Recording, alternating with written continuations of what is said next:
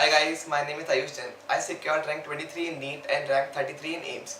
So, assertion reason एक major part होता है. मतलब अगर आप 60 क्वेश्चन 200 में से 60 क्वेश्चन जो है वो assertion reason के होते हैं, तो एक major part of the marks is decided by your assertion reason marks. तो हमें स्ट्रेटेजी अपनानी है कि कैसे हम सॉल्व करेंगे क्वेश्चंस को. एक तो ऐसा है कि ये असर्शन रीजन जो है वो नीट में नहीं आते, सिर्फ एम्स में होते हैं. तो एम्स का जो 1 मंथ का गैप है उसमें आप असर्शन रीजन की फ्रीक्वेंसी इंक्रीज कर दीजिए. मैं ये नहीं कह रहा हूँ कि जब नीट की तैयारी कर रहे हैं जब आप ये क्वेश्चंस ना करें, उस टाइम भी करें, पर आप जब 1 महीना जो है आपका नीट और एम्स के एग्जाम होने के बीच में, तब उस टाइम आप इन पर ज्यादा फोकस करें, क्योंकि और सारे टॉपिक्स आपने पहले ही पढ़े हुए होते हैं. असर्शन रीजन ही ऐसे हैं जो कि आपकी रैंक भी बनाते हैं और आपने पहले भी इतनी ट्राई नहीं किया होता, तो आप उस 1 महीने में इनको फोकस करें. सो अब मैं आपको टिप्स एंड ट्रिक्स बताऊंगा कि how to solve these questions effectively. पहले तो आपके पास 2 स्टेटमेंट्स होते हैं, असर्शन एंड रीजन के.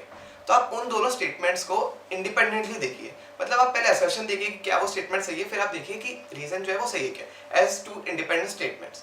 अगर आपको पता लगा है कि असर्शन इज रॉन्ग, देन आप रीजन पे आइए. रीजन अगर आपको राइट लग रहा है तो आप असर्शन पे एक और बार जाइए, क्योंकि ऐसा एम्स की हिस्ट्री में ऐसा नहीं हुआ है कि assertion is wrong and reason is right.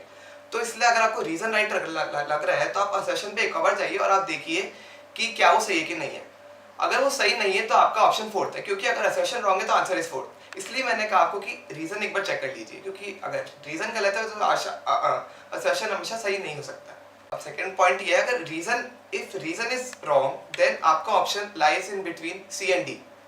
तो अगर फिर आपको चेक करना पड़ेगा असर्शन एक बार कि अगर असर्शन भी गलत है तो आपका आंसर डी है, अगर असर्शन ठीक है तो आपका आंसर सी है. अगर assertion and reason both are NCERT lines, तो इसका ये मतलब नहीं है हमेशा कि ये दोनों मतलब रीजन जो है वो असर्शन का ही रीजन है. 2 इंडिपेंडेंट एनसीईआरटी लाइन्स भी हो सकती है. तो आप ऐसा नहीं जब आप फर्स्ट आंसर पे जंप नहीं कीजिए कि इसका अगर दोनों एनसीईआरटी लाइन है और अगर मैंने ये एनसीईआरटी लाइन्स पहले देख रखी है, पढ़ रखी हैं, तो हमेशा आंसर 1 होगा. नहीं, वो दोनों इंडिपेंडेंट भी हो सकते हैं ना, आंसर कुड बी 2. अब प्रॉब्लम ये हो जाती है कि जब हमें पता लगता है कि दोनों स्टेटमेंट अगर सही है तो हमें ये लगता है कि इसका आंसर 1 है कि 2. ये मेरे को भी बहुत प्रॉब्लम हुई थी एंड ये सबको प्रॉब्लम होती है कि आंसर क्या होना चाहिए, क्या ये इसका सही रीजन है कि नहीं. तो हमेशा वैसे करिए, असर्शन पढ़ने के बाद आप बिकॉज या फिर दैट्स वाई लगा लीजिए.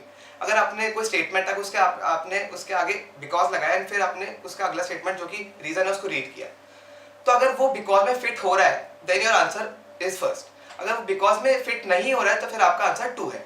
हर टॉपिक में 20 क्वेश्चंस ईच होते हैं. फिजिक्स में 20 असर्शन रीजन, बायो में 20, केमिस्ट्री में 20. अगर आपने ये 60 क्वेश्चंस मिला के जो हो जाते हैं, अगर आपने ये साथ में किए तो एक मोनोटोनसली आप ये सॉल्व करते रहते हैं ना, आप फिर बोर हो जाते हैं ना, आपकी इफेक्टिवनेस खत्म हो जाती है. तो मेरी एडवाइस ये है कि आप अगर टॉपिक आपने फर्स्ट बायो उठाया तो आप बायो के असर्शन रीजन उनके साथ कर लीजिए. ठीक है, आपने फिर अगला मान लो आपने फिजिक्स किया, फिजिक्स के उसके साथ कर लीजिए. इससे एक और बेनिफिट ये होता है कि अगर आपने पहले क्वेश्चंस किए हुए हैं तो आप उसी जोन में रहते हैं. जैसे आपने बायो किया था, बायो जोन में ही हो अभी, उसके बाद आपने उसके ही असर्शन रीजन किए तो आप बहुत अच्छे से कनेक्ट कर पाते हो कि ये है कि नहीं.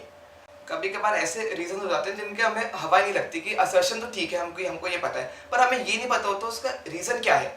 और एम्स वाले ऐसे हैं कि उनने रीजन भी फिट किए हुए होते हैं उस लॉजिक से कि हमें ऐसा फील होता है कि वही आंसर है, पर हमेशा ऐसा जरूरी नहीं है. तो अगर आपको उस रीजन के बारे में बिल्कुल नहीं पता तो आप वो क्वेश्चन छोड़ दीजिए, क्योंकि नेगेटिव मार्किंग इनमें बहुत ज्यादा मतलब फील होती है कि हमने उस असर्शन रीजन का आंसर अगर हम फर्स्ट कर देते तो सही होता, सेकेंड होते तो फिर वो सही, इसलिए आप वो छोड़ दीजिए. फिर मैं कहना चाहूंगा कि अगर आप एनसीईआरटी पढ़ रहे हैं तो आपने उसमें वर्ड देखे बिकॉज, ड्यू टू, तो इन वर्ड्स को आप अंडरलाइन कर लीजिए या फिर आप इनमें एनसर्कल कर लीजिए, क्योंकि यही क्वेश्चंस जो है, यही लाइंस जो है वो क्वेश्चंस बन के असर्शन रीजन में आ जाती है. एंड अभी मेरे पास एम फॉर एम्स की एक असर्शन रीजन की बुक आई है, इसको मेरे को रिव्यू करना है. इसमें एक बहुत अच्छी बात ये है कि इसके जो असर्शन है वही उसी के इसमें रीजन दिए हुए हैं. तो after you read a chapter in NCERT you can refer to this book.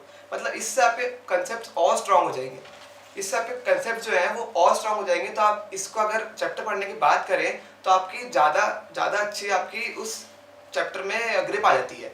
पर इसमें एक ये बात है कि आपको फिर इसमें क्वेश्चंस सॉल्व करने की आपको इसमें क्वेश्चन नहीं मिलते जिसमें आपको ऑप्शन लगाने हो 1 2 3 4.